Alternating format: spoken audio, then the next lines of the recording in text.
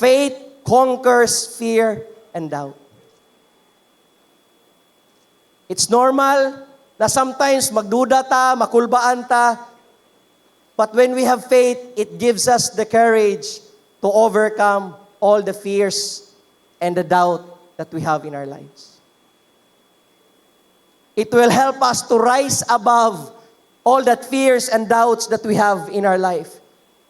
If we think about our future, if we think about our families, no, sometimes mag-worry ka, sometimes you overthink, sometimes you make it also to your own effort. But when you have faith, it gives you the courage to overcome that fear and also itong mga doubts sa imong kinabuhi. And I believe the Lord wants to release this for some people. You have certain areas in your life na you think na tanaw nimo this year malabo na siya. But God reminds us that when we have that faith, you can overcome that fear and doubt in that certain area of your life.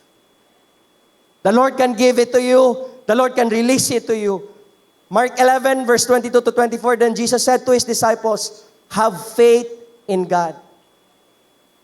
This was the story. The disciples were asking Jesus, Lord, unsaon na mo, how we need to pray. Ang pinakauna gisulti ni Jesus sila is this, have faith in God.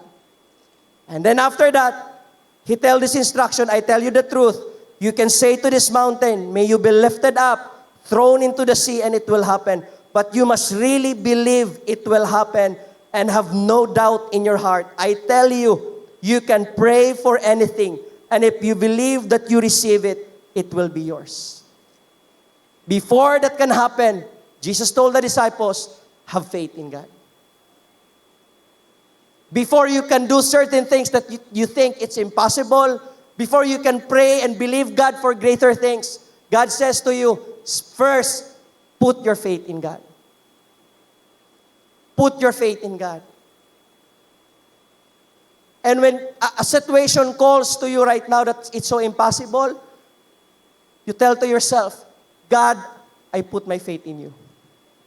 Kulbaan ko, confused ko karon, but I decide, I put my faith in you. I decide, I trust you, and I put my faith in you. 2 Corinthians 5, verse 6 to 7. So we are always of good courage. We know that while we are at home in the body, we are away from the Lord. For we walk by faith, not by sight. Amen? Ang inay mo katapad, walk by faith, not by sight. Amen? When the emotion tells you, wala na, surrender na, tell to yourself, Lord, I walk by faith, not by sight. Amen? When things so impossible, tell to yourself, Lord, I walk by faith, not by sight. Tanaw ni mo imong pamilya, Lord, di na magyun ako ni ma-reach out. Imposible naman, but Lord, I walk by faith, not by sight. Amen?